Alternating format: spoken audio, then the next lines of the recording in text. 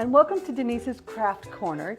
This is another craft that you can do with your entire family, or just adults or just the children. It's a fun craft for all ages. We're going to make these chunky clay beads, and you can make them free-form, any shape you like, get as ornate as you like with the painting.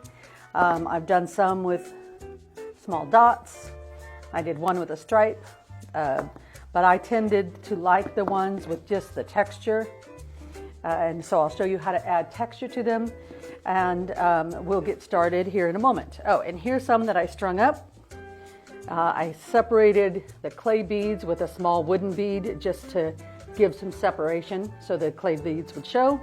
And so that's what we're going to make today, and I hope you try this and have a good time with it in the same manner that I did. So we'll start by talking about the supplies that we need for making these chunky clay beads. So the first thing you're going to need is some clay, and these the clay is available in a air dry, so you don't have to have a kiln or to bake them or anything. So air dry clay comes in many different brands. I bought bricks of it last fall when we did the leaf dishes, but it's also available in this style in the canister. You'll also need acrylic paints, and I like the metallics, but you can use any kind of acrylic paints. And you'll need, and I don't have an example, some sort of textures.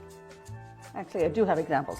You'll need something to add texture, and the way you're going to get this is just to rummage through the house and find anything that has an interesting texture on it. And so I have a variety of things we'll be trying today.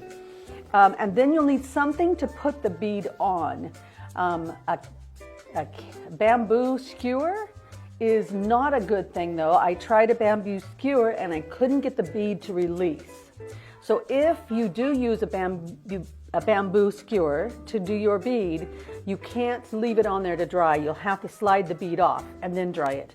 I went and got these from the hardware store. This is a part of a sprinkler system. It's used to hold down the irrigation drip system, and I found that the beads came off very easily, and so this was the they're like 30 cents each, maybe 40, I don't really remember, but I found these to be better than bamboo skewers, and I believe that's all you're going to need. So again, the clay, some paint, something to put a hole in the middle of the bead, and something to add texture, and that's it. So let's get started. Because I'm going to paint right after using the clay, I am going to put gloves on. The clay doesn't hurt your hands, so generally it's not something that you have to cover up. You just want to wash your hands afterwards. It will make your hands dry, but I don't want to have to stop and wash my hands. So I'm going to take about a teaspoon of clay. The more clay you get, the larger your bead will be. And so I'm going to take about a teaspoon, and then you just shape it in any way you want it. And I kind of like this style where it's not completely round, because it's almost impossible to make it completely round. And so I like it if it's kind of almost rocket ship. But again, you can do any shape you want. I'm going to just go ahead and put these back out there so we'll look at them while we're working. So you see I made this one kind of almost marshmallow. I have a square one like a dice. Just any shape you want. So I'm going to work with this one until I like the way it looks.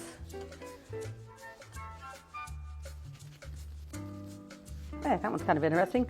Okay, and so now we need to decide what texture we want. And I have a few things that'll give a texture. I found this dish that has ridges, and so I could roll it across that and give some texture. This is actually from our craft cupboard. It's those bead activities where you line up the beads and then melt them, but it has little pokey things on it, and so that would put dots. I've used that for all of these with the dots. And then I found these really cool buttons in our craft cupboard, and I think I'm going to try one of these buttons right now that has these cute gears on it and see how that does with texture. Oh yeah, I think that turned out really nice. And so I'll go ahead and put that one on the other side as well.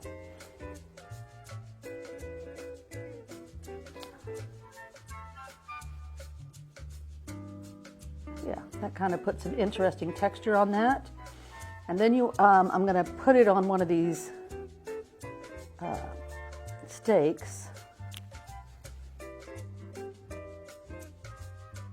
And then you just leave it to dry, and they're dry and ready to be painted in about 24 hours. And so while it dries, I usually just put it in a jar and let it dry. And then I'll do one more real quick and use a different texture. I have a piece of lace that I was anxious to see how that would do on a bead. So I'll make one with the lace and see if that leaves an imprint. I have no idea. I haven't tried lace yet. But of course, if it doesn't work, we'll just try something else.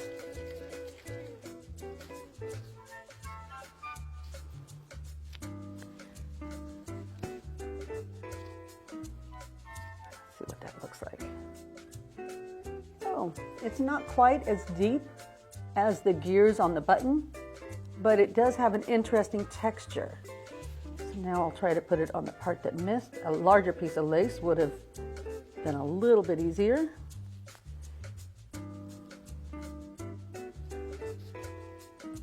I'm going to actually add a little bit of water to the clay. We'll get that over there. See if that helps with, because it's a little bit dry.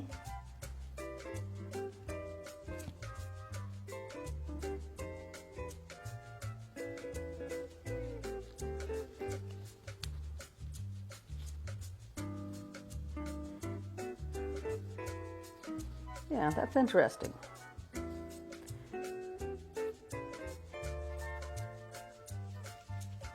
I think interesting is about as far as I'll go on that one.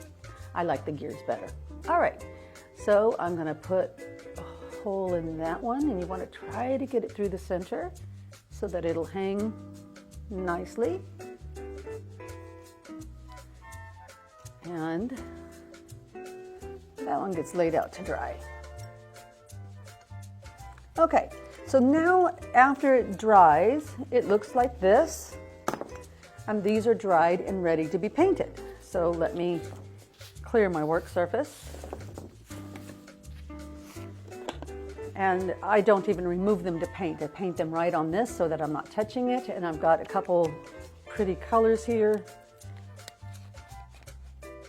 I love this cobalt blue. I like the metallics. I just think they give it a different element of design, but certainly any color paint, any colors.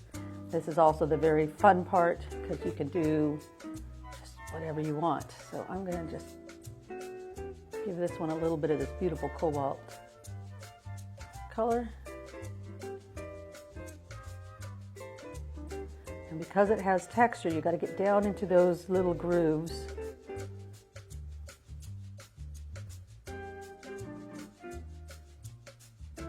So there's one thing that I do that maybe you have noticed in our various videos that we've had, is I always use the cap as a palette. I find that if you pour the paint into another dish and then use it, you end up with a lot of extra paint that you're wasting.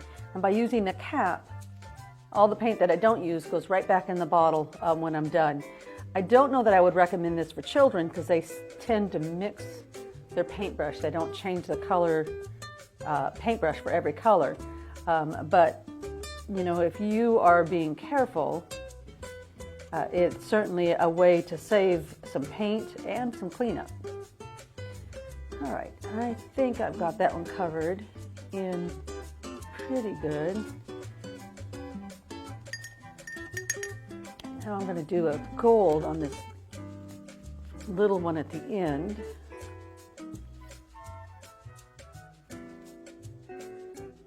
Now this one has no color in it, so we will not be painting one gold, but I think you have the idea. What I was going to do is do this one and alternating in gold, and actually you kind of can see the gold. All right, hold on a minute. I'm going to get some a better color. Maybe I'll do silver instead. I'll be right back. So I'm going to use this lovely silver for this bead here at the end.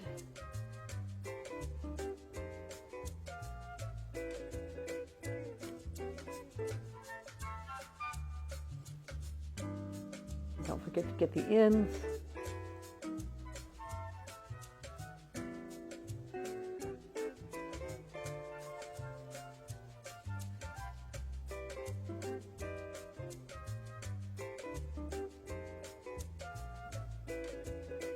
And then what I'm going to do is use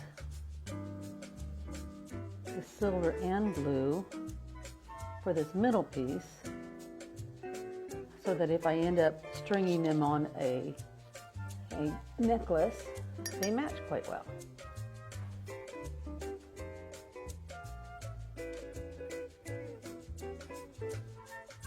All right, so the painting is the fun part. Get as elaborate or as simple as you like.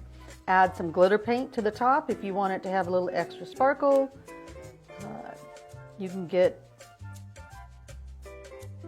you know, the possibilities are endless. I say that almost every week. That's what I love about crafts. You can be as creative as you want. Your imagination is your limit. And then after this dries, and I usually set them out to dry just like I do the other ones, right back in the jar. You slide them off and you're ready to string them. The only warning I would give you is before you make the bead, know the size of the string you want, because your string has to be at least the size that you use to punch the hole. So if you want to use like leather strips, you'll have to make the hole quite a bit bigger. So anyways, that's it. Chunky beads, a great hot afternoon activity indoors, and very little investment. The amount of clay you use is so small, and it's fun for the whole family. So I hope you give this a try soon, and I'll see you next week or not next week, week after, because we're going to alternate weeks now, going every other week. So if you do try this craft, put a photo in the comment section. I'd love to see how yours turns out. Have a great day, and we'll see you soon.